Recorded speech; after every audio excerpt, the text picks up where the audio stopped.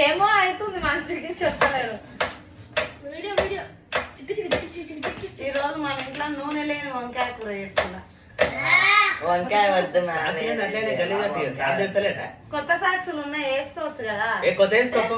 Ram sir తింటాడు అట్లా పెడితే కొన్నాడు వేసుకోపో. ఏయ్!